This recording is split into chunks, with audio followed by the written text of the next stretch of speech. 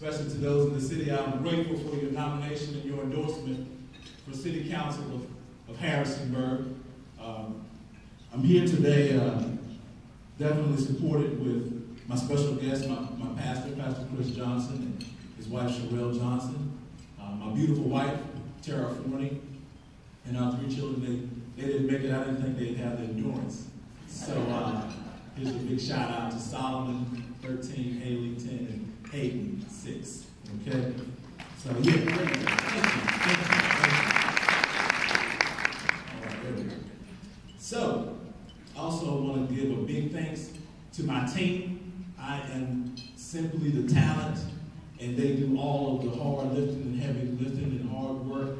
Bill Ney, my treasurer, thank you so much, Bill. Kai Deckner for all of his support. And my political parents, Deb and Joe, thank you for everything that you've done for me. Anything I did wrong or right, give them all the credit. All right? So thank you, seriously, thank you. And obviously, I'd like to thank God for my space in the building, the life and breath of my body, and the opportunity to speak to you today. Would also like to give a shout out and thank you to Ralph Road and the Sierra Club. The earth is a very, very special gift. The animals here, the relationships and the people here, the water, the wind, all the things needed and necessary.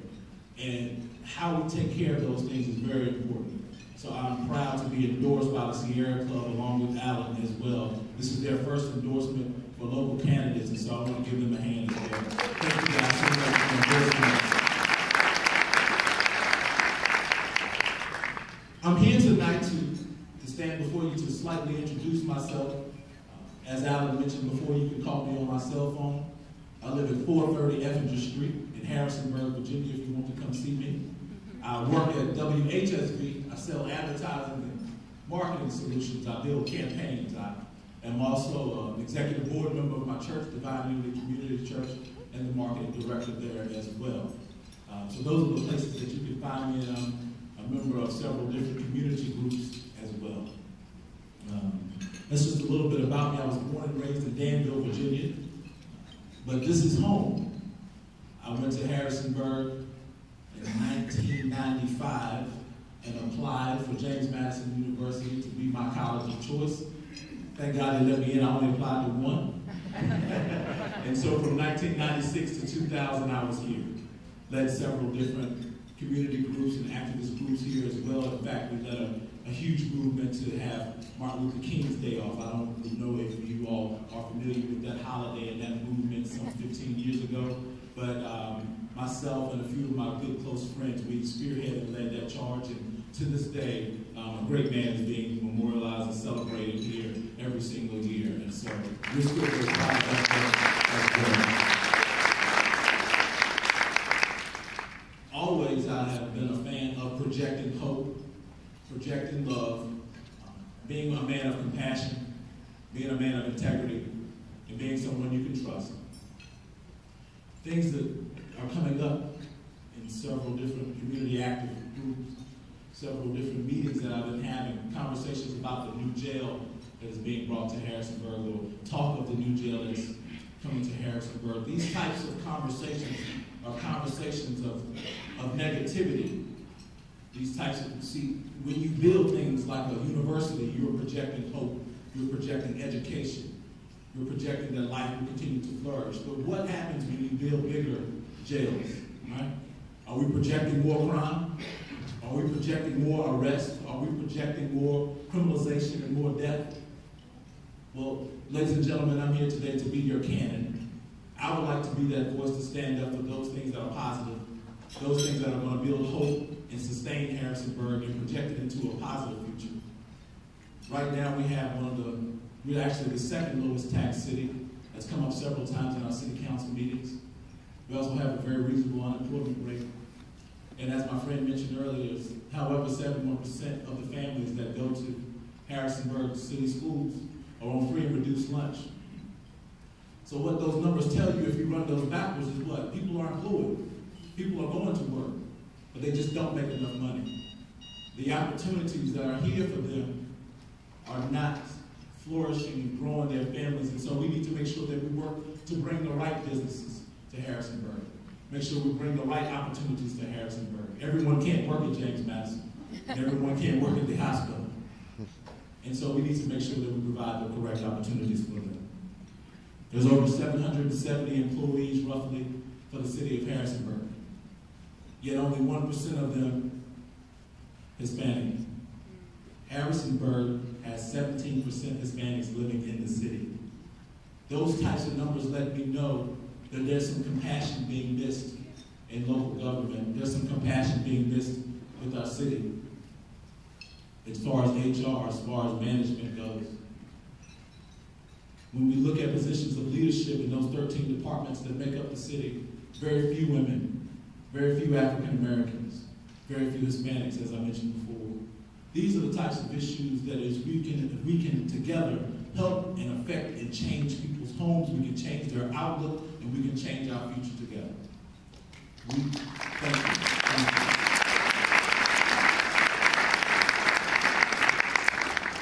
Smart growth and controlled development, those are things that I stand for, those are things that I firmly believe in. I always love to shout out Eddie Dubois, even though he's not here today. Harrisonburg, Downtown Renaissance is a great example of smart growth and smart development. We need to look at other projects and other areas in the city where we can bring about that type of change. In my neighborhood, the northeast neighborhood, that area of Harrisonburg used to be called Newtown. It was a mostly exclusive African American community. Many years ago, there were tons of businesses there, tons of homes there owned by African Americans. I'm not promoting segregation. What I'm promoting is self-sustaining businesses, entrepreneurship. These are the types of things that need to be institutionalized, things that can actually help individuals, not institutionalizing individuals, okay? And so locking individuals up, we need to be freeing up individuals and freeing their minds and freeing up opportunities for them. So 3 things again: trust, integrity, and reliability, and compassion. Trust is being reliable, being good, being honest. Integrity, I love this definition. Undivided and whole. And that's the Harrisonburg that I want to see. An undivided and whole Harrisonburg. A Harrisonburg that's inclusive of a positive relationship between James Madison and its residents. One that doesn't make the residents feel like they've ran out of their town that they've invested in, and one that makes the students feel welcome for the financial contributions and the jobs that are being brought here. We are really appreciative. And also integrity means being upright and conscious. Conscious of our brothers and sisters that make less, conscious of the 8 to 10% of individuals on fixed and reduced incomes, conscious of those individuals that have less, and lending that helping hand. And my favorite thing is compassion. Being conscious of others' distresses, but coupled with a desire to alleviate those distresses. And that's why I'm running for city council today. I would like to be your candidate. I'd like to be your voice. I can't do those things alone. But I'm not scared to stand up for you, Harrisonburg. I'm not scared to represent for you, Harrisonburg. And so I will go to any lengths, personally and professionally, to make sure that we are projecting growth and projecting positivity in our city. There's several different distresses amongst all of us, and we all have our own particular issues in our neighborhoods or in our personal lives. You have my personal contact information, and I'd love to go into more detail on ways and means that we can work together, ways and means that we can grow small business, ways and means that we can build opportunity and hope for each other. On November the 4th, I need you to do one thing. I need to make sure that you vote for Senator Mark Warner. I need to make sure that you vote for Katrina Gerald. I need to make sure that you vote for Andy Cohen. Please vote for my friend Alan Harney. If you don't mind, give me one too.